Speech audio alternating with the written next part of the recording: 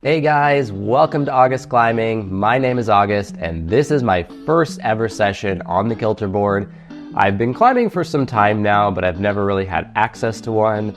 And this is me jumping on a climb called Ford Focus, a V4. Here's the crux, it's this like left-hand cross under.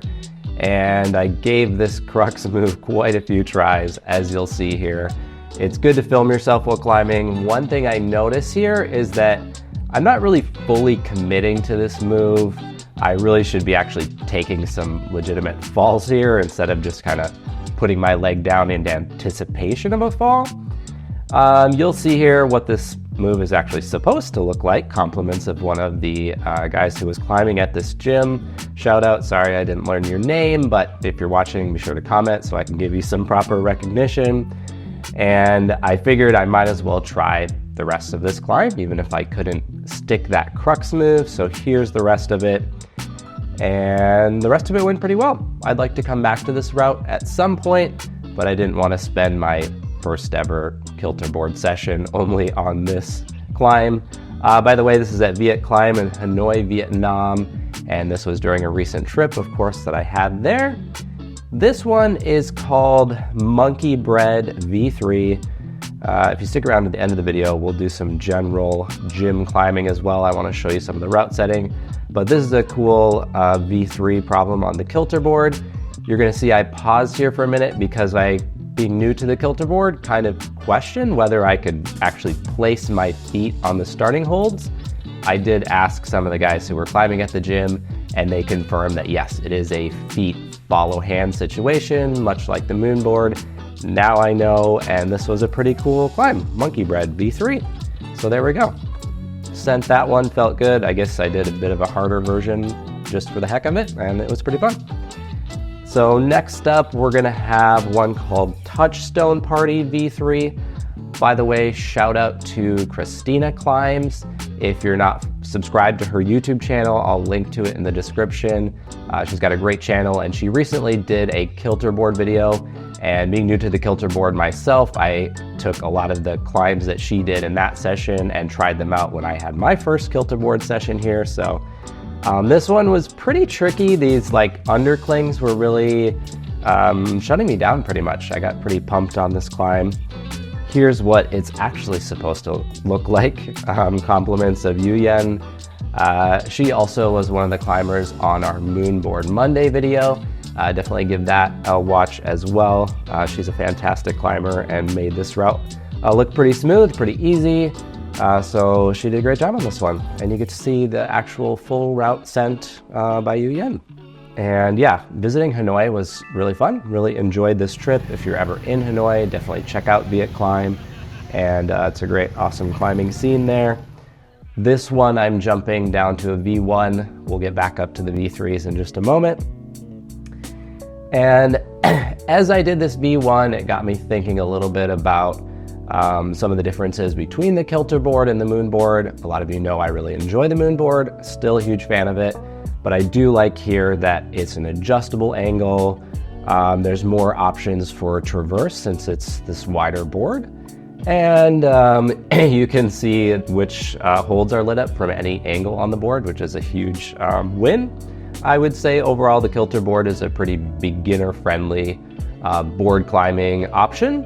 I'm still a huge fan of the moon board. What do you guys think? Do you like the Kilter board better? Do you like the moon board? I'm curious to hear your thoughts in the comments. Okay, shout out to this guy who didn't realize he was standing in front of the camera. One of his friends pulled him over, but he popped back in to say hello again. I didn't realize this had happened. It showed up when I was editing. Thought it was pretty funny. So if you're watching this video, comment. I like your humor. So this one, probably my favorite climb from this session. It's called Verified Setter, also a V3. And as I was working up this climb, I progressively got a little bit further. I thought maybe this right hand throw was gonna be the crux for me, but with some proper body positioning, I pretty quickly figured out that move, and then it was on to this kind of left hand throw, the second to last hold. And this was the one that I had to try quite a bit. I couldn't, I could hit it, but I couldn't quite grip hard enough to stay on.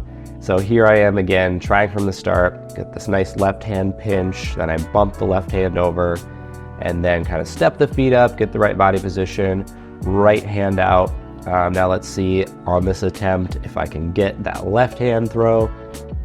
Yep, and I kind of figured once I got that, I should be able to just kind of try hard and hold on for that match at the end.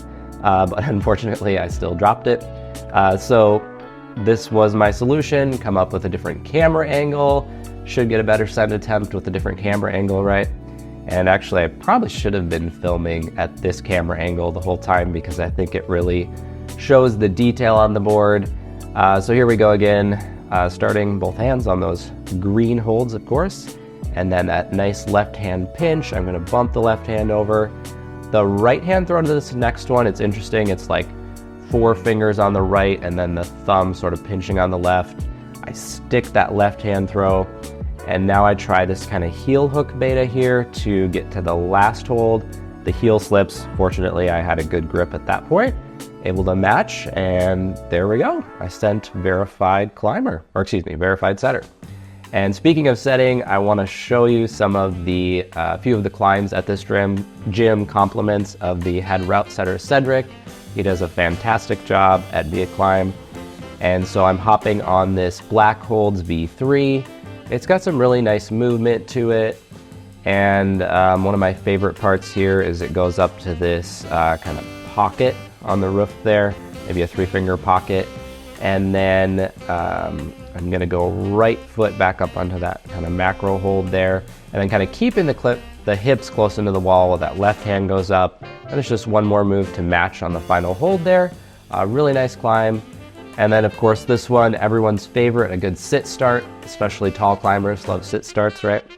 And this is kind of more of a crimpy problem, but it has some large volumes to utilize as well, so some pretty good feet placement. These crimps were pretty good actually. It had some decent purchase on them. But a really fun climb, some nice movement, made some pretty quick work of that one.